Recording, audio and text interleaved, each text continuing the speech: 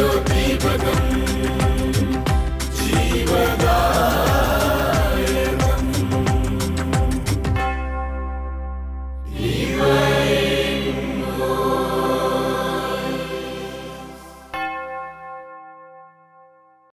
ഈശോം സിഹായിക്കും സ്തുതിയായിരിക്കട്ടെ.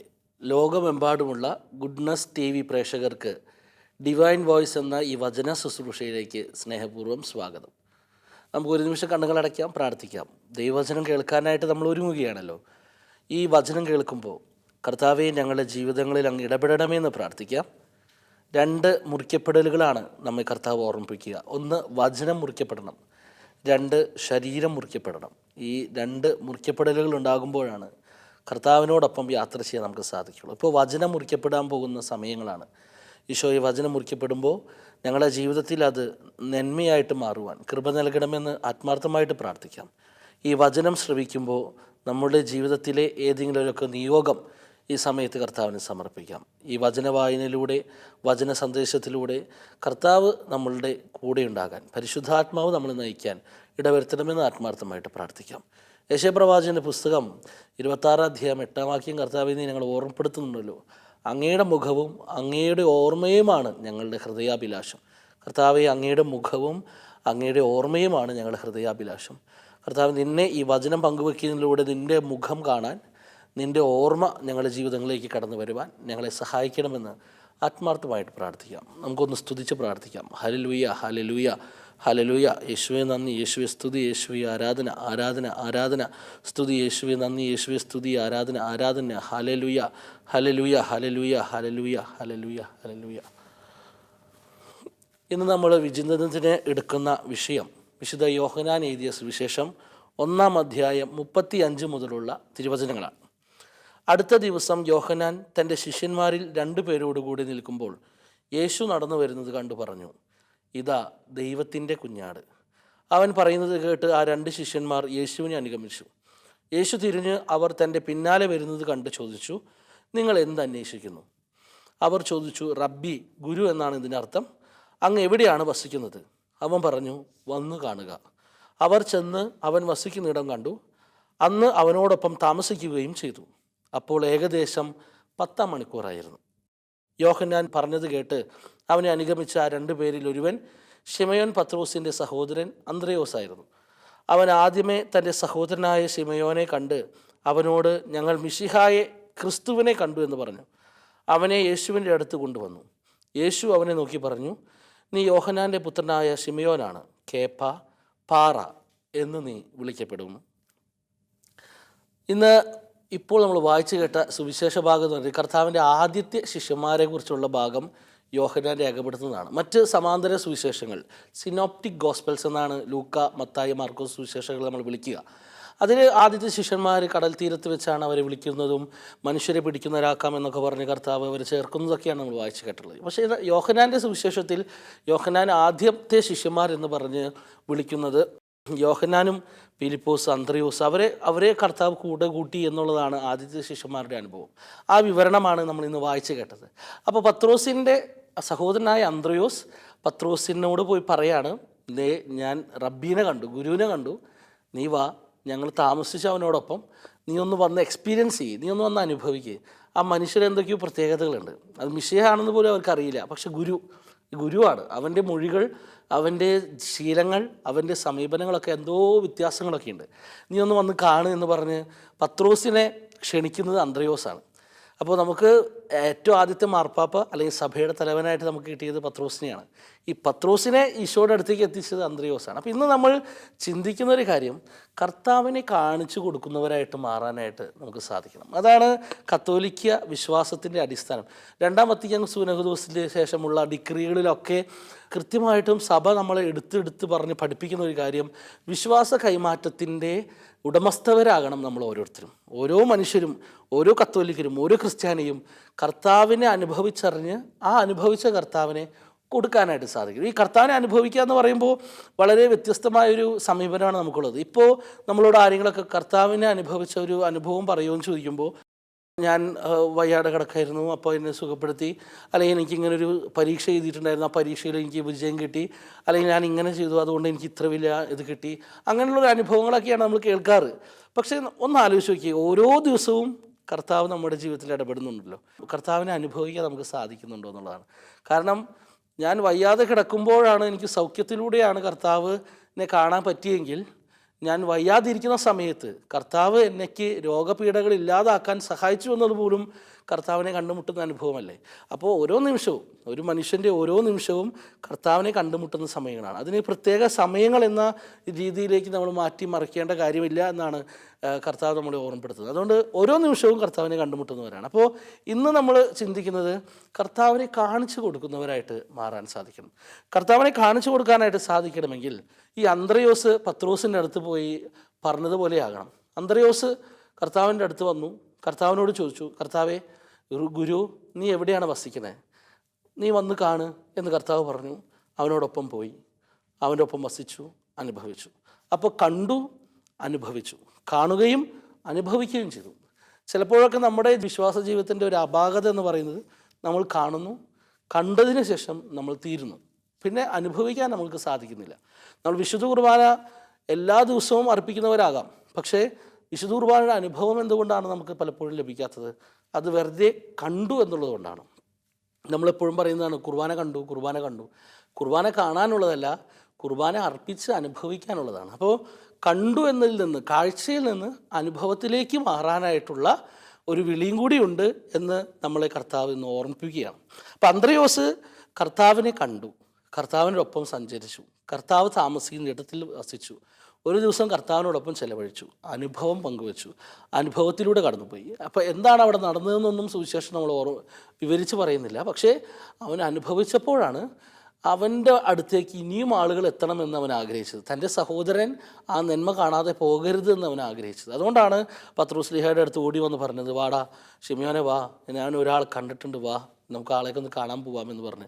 ശിമിയോനെ കണ്ട മാത്രയിൽ ഈശോ പറയുന്നതാണല്ലോ, പത്രോസേ, നീ കേപ്പയാണ്, പാറ എന്ന് വിളിക്കപ്പെടുന്നത്, നീ അത്ര ദൃഢഗാത്രനായിട്ട് മാറും, സഭയുടെ ദൃഢഗാത്രനായിട്ട് മാറുമെന്ന് അപ്പോൾ തന്നെ കർത്താവിൻ്റെ വിളിയിൽ നിന്ന് നമുക്ക് മനസ്സിലാക്കാനായിട്ട് സാധിക്കും. അപ്പോൾ ഇന്നത്തെ നമ്മുടെ ഉത്തരവാദിത്വം എന്ന് പറയുന്നത് കർത്താവിനെ കാണിച്ചു കൊടുക്കുക എന്നുള്ളത്. നമ്മൾ എവിടെയാണ് കർത്താവിനെ കാണിച്ചു കൊടുക്കാനായിട്ട് പരാജയപ്പെടാറ്? ഞാൻ ഏതാനും വർഷം കോളേജിലായിരുന്നു. കോളേജിലിരിക്കുമ്പോൾ എൻ്റെ ഓഫീസിലേക്ക് ഒരു പെൺകുട്ടി കടന്നു വന്നു. അവൾ എന്നോട് കുറച്ചു നേരം സംസാരിച്ചു.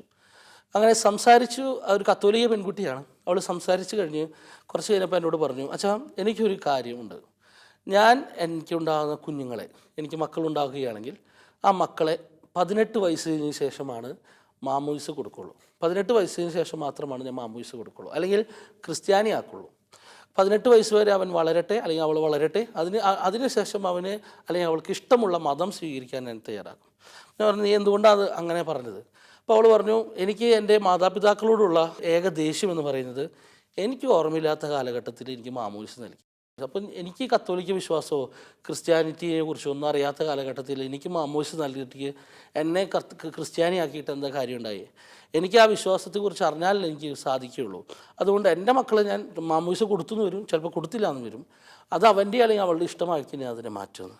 ഞാൻ കുറേ നേരം അവളോട് സംസാരിച്ചു, എന്തുകൊണ്ടാണ് മാമോദിസ നീ ജനിക്കുമെന്ന് നിനക്ക് തരുന്നത്? അത് ദൈവത്തിൻ്റെ ഒരു വിളിയാണ്. 2, കർത്താവിൻ്റെ ഒപ്പം യാത്ര ചെയ്യാൻ നിനക്ക് പ്രാരംഭമായിട്ട് തരുന്ന ഒരു കുദാശയാണ്. 3, വളരെ ലളിതമായിട്ട് പറയുകയാണെങ്കിൽ, നമ്മൾ ചെറുപ്പത്തിൽ വളരെ ലളിതമായ ഭക്ഷണം കഴിച്ച് പഠിച്ച് ഓരോ ശീലങ്ങൾ പഠിച്ചിട്ടാണ് നമ്മൾ ആ വലിയൊരു മനുഷ്യനാകുമ്പോൾ ആ ശീലങ്ങളുടെ ഒരു പക്വതയിലേക്ക് നമ്മൾ എത്തുക. അപ്പോൾ വിശ്വാസത്തിൻ്റെ ആദ്യ പടിയാണ് മാമോദിസ സ്വീകരിക്കുക എന്നുള്ളതാണ്. കർത്താവിനെ നിനക്ക് തരിക എന്നുള്ളത് അവരുടെ ഉത്തരവാദിത്തമായതുകൊണ്ടാണെന്നൊക്കെ പറഞ്ഞ് ഞാൻ ആ പെൺകുട്ടിയോട് സംസാരിച്ചു. പക്ഷേ അവളത് കേൾക്കാൻ തയ്യാറല്ല. അവളുടെ ജീവിതാനുഭവങ്ങളിൽ നിന്ന് അവൾ പഠിക്കുമെന്ന് അവൾ എന്നോട് പറഞ്ഞിട്ടാണ് ആ ഓഫീസിൽ നിന്ന് ഇറങ്ങിപ്പോയത്. അപ്പോൾ അതിനുശേഷം ഞാൻ ചിന്തിച്ച ഒരു കാര്യമാണ്, എന്തുകൊണ്ടാണ് ആ കുട്ടിക്ക് മാമോദിസയുടെ അല്ലെങ്കിൽ മാമോദിസ എന്ന പവിത്രമായ കുദാശയെക്കുറിച്ച്, അല്ലെങ്കിൽ ഒരു കത്തോലിക്കയാണെന്ന് പറയുന്നതിൽ അഭിമാനം കൊള്ളാനായിട്ട് സാധിക്കാവുന്നത്? ഇത് കർത്താവിനെ കാണിച്ചു കൊടുക്കാനായിട്ട് പരാജയപ്പെട്ടത് കൊണ്ടല്ലേ? ഒന്നല്ലെങ്കിൽ അവളുടെ മാതാപിതാക്കൾ, അല്ലെങ്കിൽ അവളുടെ ആത്മീയ ഗുരുക്കന്മാർ, അല്ലെങ്കിൽ അവളുടെ ചുറ്റുമുള്ള അവളുടെ സാന്നിധ്യമുള്ള അവളുടെ അങ്കിൾമാർ, ആൻറ്റിമാർ, ഫ്രണ്ട്സ്, അവൾക്ക് ചുറ്റുമുള്ളവർ, കർത്താവിനെ അറിഞ്ഞവർ കൃത്യമായി ആരാണ് കർത്താവെന്ന് അവൾക്ക് കാണിച്ചു കൊടുക്കാൻ പറ്റാത്തതുകൊണ്ടല്ലേ ഇത് സംഭവിച്ചതെന്ന് എൻ്റെ മനസ്സിലേക്ക് അങ്ങനെ ഒരു വിഷയം കടന്നു വന്നു. അപ്പോഴാണ് ഞാൻ ആലോചിച്ചു, കർത്താവിനെ കാണിച്ചു കൊടുക്കുന്നവരായിട്ട് മാറാനായിട്ട് നമുക്ക് സാധിക്കും. പ്രിയപ്പെട്ട മാതാപിതാക്കളെ, നമ്മൾ കർത്താവിനെ കാണിച്ചു കൊടുക്കുന്നവർ, മക്കൾക്ക് കർത്താവിനെ കാണിച്ചു കൊടുക്കുന്നവരായിട്ട് മാറണം. അതിൽ നമ്മൾ ഒരിക്കലും പരാജയപ്പെടാൻ പാടില്ല.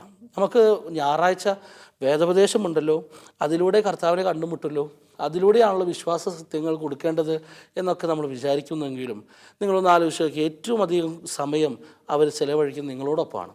കുടുംബത്തിൽ നിന്നാണല്ലോ വേദോപദേശം ആരംഭിക്കുക. അതുകൊണ്ട് ഒരിക്കലും നിങ്ങൾ കർത്താവിനെ കാണിച്ചു കൊടുക്കാൻ മടി കാണിക്കരുത്. എഫേസസുകാർക്ക് എഴുതിയ ലേഖനത്തിൽ പൗലോസ് എഫേസസുകാർക്ക് എഴുതിയ ലേഖനത്തിൽ 6-ാം അധ്യായം 4-ാം വാക്യത്തിൽ നമ്മൾ ഓർമ്മിപ്പിക്കുന്ന ഇതാണല്ലോ, അവരെ, കുട്ടികളെ, നിങ്ങളുടെ മക്കളെ കർത്താവിൻ്റെ ശിക്ഷണത്തിലും ഉപദേശത്തിലും വളർത്തണം. കർത്താവിൻ്റെ ശിക്ഷണത്തിലും ഉപദേശത്തിലും വളർത്തണം. അത് ഓരോ മാതാപിതാക്കളുടെയും കടമയാണെന്ന് പൗലോസ് നമ്മളെ ഓർമ്മിപ്പിക്കുന്നുണ്ട്. സുഭാഷിതങ്ങളുടെ പുസ്തകം 22-ാം അധ്യായം 6-ാം വാക്യം, ശൈശവത്തിൽ തന്നെ നടക്കേണ്ട വഴി പഠിപ്പിക്കുക, അപ്പോൾ വാർദ്ധക്യത്തിൽ അവൻ വ്യതിചലിക്കുകയില്ല. അപ്പോൾ ശൈശവത്തിൽ തന്നെ ഏത് വഴിയിലൂടെ നടക്കണം എന്ന് അവരെ പഠിപ്പിച്ചു കഴിഞ്ഞാൽ വാർദ്ധക്യത്തിൽ അവർ ഒരിക്കലും വഴി തെറ്റുകയില്ല എന്നുള്ളതാണ്. ഒരുപാട് നമ്മുടെ മക്കൾ, യുവാക്കൾ, യുവതികളൊക്കെ ഈ നാട്ടിൽ നിന്ന് അന്യനാട്ടിലേക്ക് ചേക്കേറുന്ന ഒരു പ്രവണത ഉള്ള കാലഘട്ടമാണല്ലോ. അത് അവരുടെ പഠനത്തിൻ്റെ ഭാഗമായിട്ടും അവരുടെ ഭാവിയുടെ സുരക്ഷിതത്തിന് കണ്ടുമുട്ടിയും അല്ലെങ്കിൽ ജോലിയുടെ ഭാഗമൊക്കെ ആയിട്ടാണ് അവർ മാറിപ്പോകുന്നത്. അവർ പോകുന്നത് നല്ല കാര്യമാണ്.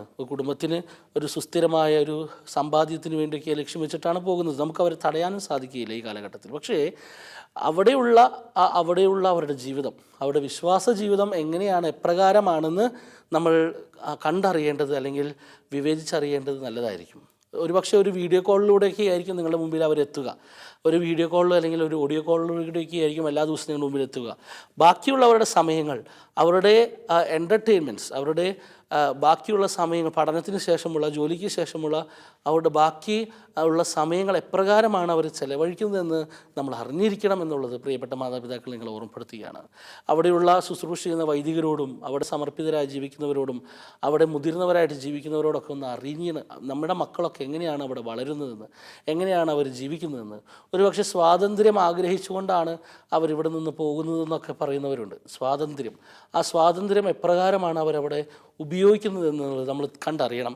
അല്ലെങ്കിൽ അത് അനുഭവിച്ചറിയാനായിട്ട് നമുക്ക് സാധിക്കണം, അല്ലെങ്കിൽ ചോദിച്ചറിയാൻ നമുക്ക് സാധിക്കണം.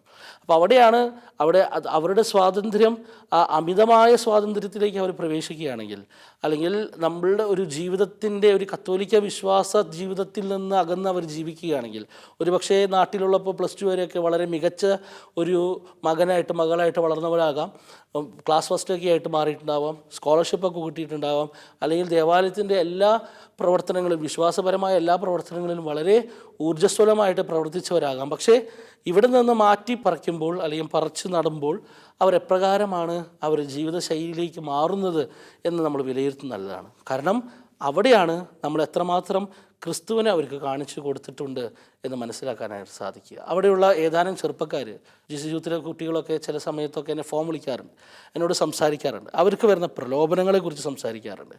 ഒരു അനുഭവം ഇങ്ങനെയാണ്, ഒരു യുവാവ് ഫോൺ വിളിച്ചു, അവൻ എന്നെ വിളിച്ചിട്ട് സംസാരിക്കുകയാണ്, അച്ഛൻ എന്നോട് സംസാരിക്കണം. കുറച്ച് നേരം സംസാരിച്ചുകൊണ്ടിരിക്കുമോ? ഞാൻ സംസാരിച്ചുകൊണ്ടിരുന്നു. ഞാൻ സംസാരിക്കേണ്ടതിൽ ചോദിച്ചു, എന്താണ് നീ പെട്ടെന്ന് ഫോൺ വിളിച്ചിട്ട് സംസാരിക്കുന്ന കാര്യം എന്നോട് പറഞ്ഞത്? അവൻ പറഞ്ഞു, എൻ്റെ കൂട്ടുകാർ ഇപ്പോൾ ഒരു പ്രോസ്റ്റിറ്റ്യൂട്ടിൻ്റെ ഹൗസിലേക്ക് കയറിയിരിക്കുകയാണ്, ഒരു വേശ്യയുടെ വീട്ടിലേക്ക് കയറിയിരിക്കുകയാണ്. പക്ഷേ എനിക്ക് അതിന് സാധിക്കില്ല. അപ്പോൾ ഞാൻ പുറത്താണ്, ഇനി ആ പ്രലോഭനത്തിലേക്ക് വീഴാൻ എനിക്ക് സാധ്യതയുണ്ട്, കാരണം ഞാൻ മനുഷ്യനാണ്. ആ പ്രലോഭനത്തിലേക്ക് വീഴാതിരിക്കാൻ അച്ഛൻ കുറച്ച് നേരം എന്നോട് സംസാരിച്ചിരിക്കുക. അങ്ങനെ 1.5-2 മണിക്കൂറോളം അവനോട് ഫോണിലൂടെ ഞാൻ സംസാരിച്ചുകൊണ്ടിരുന്നു. അപ്പോൾ നമ്മുടെ മക്കളൊക്കെ എങ്ങനെയാണ് പുറത്ത് ജീവിക്കുന്നതെന്നുള്ളൊരു ചെറിയ ഉദാഹരണം ആ സമയത്താണ് എനിക്കൊരു ബോധ്യം വന്നത്. അപ്പോൾ കർത്താവിനെ കാണിച്ച് കൃത്യമായി നമ്മൾ ശൈശവത്തിൽ കൊടുത്തിട്ടുണ്ടെങ്കിൽ അവർ മുതിരുമ്പോൾ അല്ലെങ്കിൽ മുതിർന്നു വരുമ്പോൾ വാർദ്ധക്യത്തിൽ അവർ കാലിടറുകയില്ല എന്ന് സുഭാഷിതങ്ങൾ നമ്മളെ ഓർമ്മിപ്പിക്കുകയാണ്.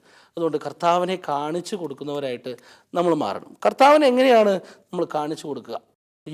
സ്നാപക യോഹന്നാൻ എങ്ങനെയാണ് കർത്താവിനെ കാട്ടിക്കൊടുത്തത്? നോക്കിയേ, ഈശോ വരുന്നു എന്നല്ല, മിശിഹ വരുന്നു എന്നല്ല, ഇതാ ലോകത്തിൻ്റെ പാപങ്ങൾ നീക്കുന്ന ദൈവത്തിൻ്റെ കുഞ്ഞാണ്. ആരാണ് ക്രിസ്തു എന്ന് കൃത്യമായിട്ട് സ്നാപക യോഹന്നാൻ കാണിച്ചു കൊടുക്കുകയാണ്. ഇതാ ലോകത്തിൻ്റെ പാപങ്ങൾ നീക്കുന്ന ദൈവത്തിൻ്റെ കുഞ്ഞാട്, ഇതാണ് നിങ്ങളുടെ രക്ഷകൻ, അല്ലെങ്കിൽ ഇതാണ് നിങ്ങളുടെ മിശിഹ എന്നതിനേക്കാൾ ഉപരി നിങ്ങൾക്ക് വേണ്ടി വേദന അനുഭവിച്ച് നിങ്ങളുടെ പാപങ്ങൾക്ക് വേണ്ടി ബലിയർപ്പിക്കപ്പെടാൻ പോകുന്ന ദൈവത്തിൻ്റെ കുഞ്ഞാടാണ് ദയാ വരുന്നത് എന്നാണ് സ്നാപക യോഹന്നാൻ സാക്ഷ്യപ്പെടുത്തുക. അപ്പോൾ ക്രിസ്തു ആരാണെന്ന് കൃത്യമായിട്ട് കാണിച്ചു കൊടുക്കാനായിട്ട് നമുക്ക് സാധിക്കണം. അതിനുള്ള ചില ശീലങ്ങളൊക്കെ നമ്മുടെ ഭവനങ്ങളിലുണ്ടായിരുന്നു അല്ലേ. 7 മണിക്ക് കുരിശിന് മണി കൊട്ടുമ്പോൾ നമ്മൾ കുരിശ് വരയ്ക്കുമായിരുന്നു. ഇന്ന് നമ്മൾ ആരെങ്കിലുമൊക്കെ കുരിശ് വരയ്ക്കുന്നുണ്ടോ ഒന്ന് വിചിന്തനം ചെയ്യുന്ന നല്ലതാണ്. എൻ്റെ ചുറ്റുള്ളവരിൽ ആരെങ്കിലും അല്ലെങ്കിൽ ഞാൻ തന്നെ കുരിശ് വരയ്ക്കാറുണ്ടോ എന്ന് വിചിന്തനം ചെയ്യുന്നതല്ലേ. അല്ലെങ്കിൽ നമ്മൾ മുതിർന്ന ആരെങ്കിലും കണ്ടാൽ, മുതിർന്ന അമ്മമാരെയോ അപ്പന്മാരെയോ അല്ലെങ്കിൽ അച്ഛനെയോ ഒരു കന്യാസ്ത്രീയോ ഒക്കെ കണ്ടു കഴിഞ്ഞാൽ ഈശോ മിശിഹായ്ക്കും സ്തുതിയായിരിക്കട്ടെ എന്ന് പറയുന്ന കർത്താവിൻ്റെ ദൈവസാന്നിധ്യ സ്മരണയുടെ ഏറ്റവും മനോഹരമായ പ്രാർത്ഥനയൊക്കെ നമ്മൾ പറയാറുണ്ട്. പക്ഷേ ഇപ്പോൾ അങ്ങനെ ഉള്ള ഒരു ശീലം നമ്മുടെ മക്കൾക്കുണ്ടോ? അങ്ങനെ ഒരു ശീലത്തിലേക്ക് നമ്മുടെ മക്കളെ വളർത്താൻ നമ്മൾ സന്നദ്ധരായിട്ടുണ്ടോ? പലപ്പോഴും good morning father, good morning സിസ്റ്ററിലേക്കല്ലേ നമ്മൾ ഒതുങ്ങി പോകാറ്. അതുകൊണ്ട് ഈശോ മിശിഹായ്ക്കും സ്തുതിയായിരിക്കട്ടെ, ഇപ്പോഴും എപ്പോഴും സ്തുതിയായിരിക്കും. നിൻ്റെ ഉള്ളിൽ ഈശോ ഉണ്ട്, ആ ഈശോയ്ക്കാണ് ഞാൻ സ്തുതി തരുന്നതെന്നൊരു ഓർമ്മപ്പെടുത്തൽ നമ്മുടെ മുതിർന്നവർക്ക് കൊടുക്കാനായിട്ട്, നമ്മുടെ കുഞ്ഞുങ്ങൾക്ക് ആ പരിശീലനം കൊടുക്കാനായിട്ട് നമുക്ക് സാധിക്കാറുണ്ടോ? അല്ലെങ്കിൽ നമുക്ക് ഈ കുടുംബ പ്രാർത്ഥനയുടെ സമയത്ത് അവരെ കൊണ്ട് 5-ാം രഹസ്യമെങ്കിലും മുട്ടുകുത്തി കൈവിരിച്ചുകൊണ്ട് ഏതെങ്കിലും ഒരു നിയോഗം പറഞ്ഞു കൊടുത്ത് ചെവിയിൽ മന്ത്രിച്ചു കൊടുത്തുകൊണ്ട് നീ ഈ നിയോഗത്തിന് വേണ്ടി ഈ രഹസ്യം ചൊല്ലി പ്രാർത്ഥിക്കണമെന്ന് പറയാൻ നമുക്ക് സാധിക്കാറുണ്ടോ? പലപ്പോഴും അവരുടെ നിർബന്ധങ്ങൾക്ക് വഴങ്ങി അല്ലെങ്കിൽ അവരുടെ വാശിക്ക് വഴങ്ങി പലപ്പോഴും കുടുംബ പ്രാർത്ഥനകൾ പോലും നമ്മൾ വെട്ടിച്ചുരുക്കാറില്ലേ. ഒരു പക്ഷേ നേരം വൈകുന്നതിനനുസരിച്ച് രഹസ്യങ്ങളുടെ എണ്ണം കുറയ്ക്കുന്ന ഒരു കുടുംബ പ്രാർത്ഥന, അല്ലെങ്കിൽ വീണ്ടും നേരം വൈകുന്നതനുസരിച്ച് കരുണക്കൊന്തയിലേക്ക് മാറി 5 മിനിറ്റ് കൊണ്ട് തീർക്കാൻ വെമ്പൽപ്പെടുന്ന കുടുംബ പ്രാർത്ഥന, അല്ലെങ്കിൽ രഹസ്യങ്ങളൊക്കെ എല്ലാം മാറ്റി കുടുംബ പ്രതിഷ്ഠയിലേക്കും വചനവായിലേക്കും മാത്രം ഒതുങ്ങുന്ന കുടുംബ പ്രാർത്ഥന, അല്ലെങ്കിൽ ഉത്തിനിയെ കട്ട് ചെയ്ത് കുടുംബ പ്രതിഷ്ഠയിലേക്ക് നേരിട്ട് ചാടുന്ന കുടുംബ പ്രാർത്ഥന. ഇങ്ങനെ വളരെ വികൃതമായ കുടുംബ പ്രാർത്ഥനകളിലൂടെയല്ല ചിലപ്പോഴൊക്കെ നമ്മൾ കടന്നു പോകാറ്. അപ്പോൾ അവിടെയൊക്കെ നമ്മൾ പരാജയപ്പെടുന്നത് എന്താണ്? ഈശോയെ കാട്ടിക്കൊടുക്കാനായിട്ട് നമ്മൾ അവിടെയൊക്കെ പരാജയപ്പെടുകയാണ്.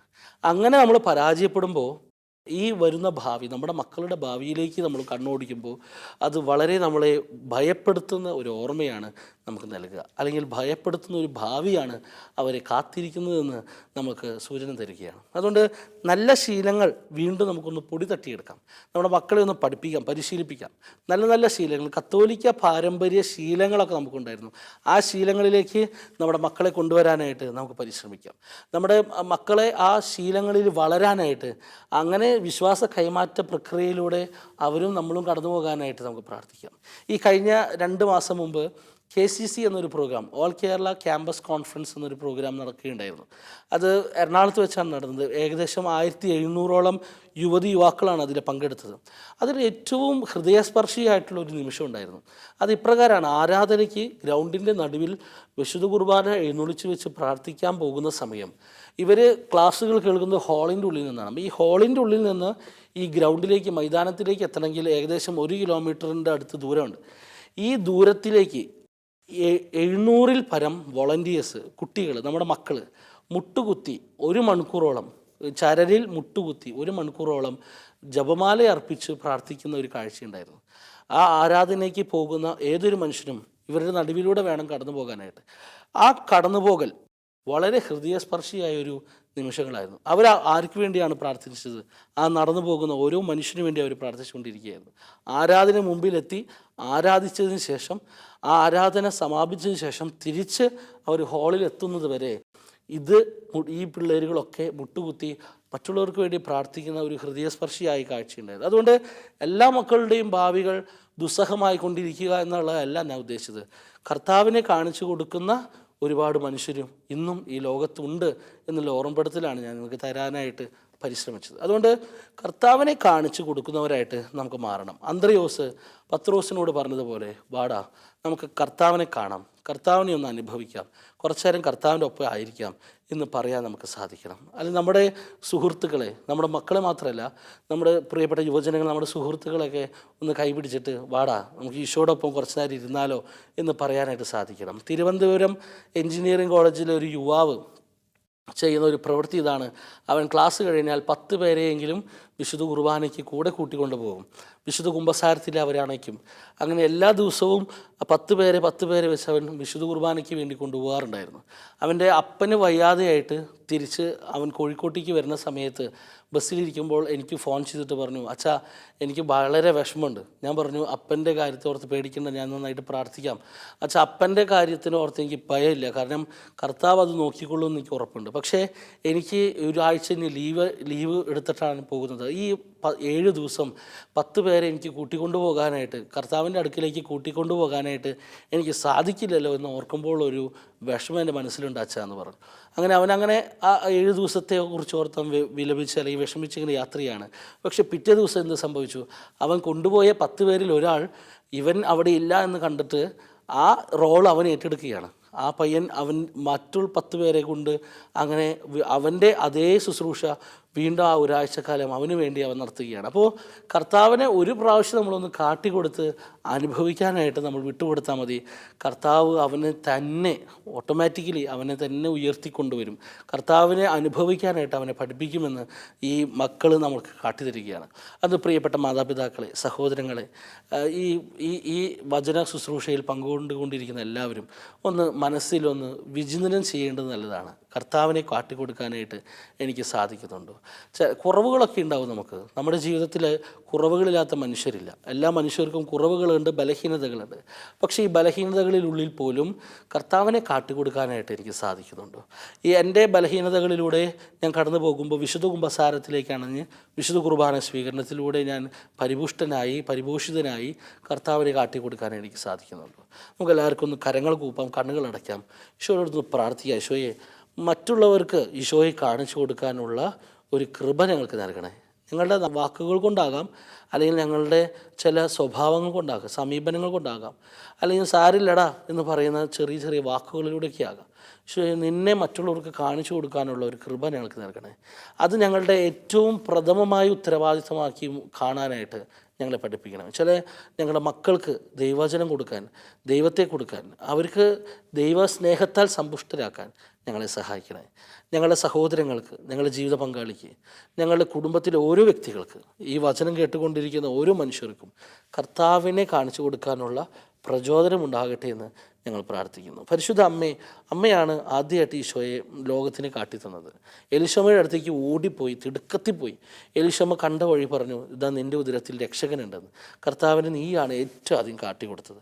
അതുപോലെ ഞങ്ങൾക്കും മറ്റുള്ളവർക്ക് കാട്ടിക്കൊടുക്കുക, തിടുക്കത്തിൽ കർത്താവിനെ കൊടുക്കാൻ ഞങ്ങളെ സഹായിക്കണം. വിശുദ്ധ ഔസേപ്പിതാവേ, നീയാണ് ഈശോയെ അത്രയും മാത്രം സ്നേഹത്തോടെ മറ്റുള്ളവർക്ക് കാണിച്ചു കൊടുക്കാനായിട്ട് വളരെ റിസ്ക്കൊക്കെ എടുത്ത്, ബുദ്ധിമുട്ടൊക്കെ എടുത്ത് സഞ്ചരിച്ചത്. അതുപോലെ ചില റിസ്കിലൂടെ കടന്നുപോയി കർത്താവിനെ കൊടുക്കാനായിട്ട് ഞങ്ങൾക്ക് സാധിക്കട്ടെ. സകല വിശുദ്ധരെ, മാലാഖമാരെ ഞങ്ങൾക്ക് വേണ്ടി പ്രാർത്ഥിക്കണമേ. ഈ ദൈവവചനം ശ്രമിക്കുന്ന ഓരോരുത്തരുടെയും കുടുംബങ്ങളിൽ അങ്ങയുടെ കാരുണ്യം ദർശിക്കണമേ. ഇവരുടെ നിയോഗങ്ങൾ അങ്ങ് ഏറ്റെടുക്കണമേ. ഈശോയുടെ സാന്നിധ്യം ഇവരുടെ കുടുംബങ്ങളിൽ ഉണ്ടാകണമേ. ഇവരുടെ സകല നാരീയ ശക്തികളിൽ നിന്നും ഇവരുടെ കുടുംബങ്ങളെ സംരക്ഷിക്കണമേ. ദൈവവചനം കൊണ്ട് നിറയ്ക്കണമേ. പരിശുദ്ധ അമ്മേ, വിശുദ്ധ ഔസേപ്പിതാവേ, സകല വിശുദ്ധരെ ഞങ്ങൾക്ക് വേണ്ടി പ്രാർത്ഥിക്കണമേ. നിത്യം പിതാവും പുത്രനും പരിശുദ്ധാത്മാവുമായ സർവേശ്വര എന്നേക്കും ആമേൻ.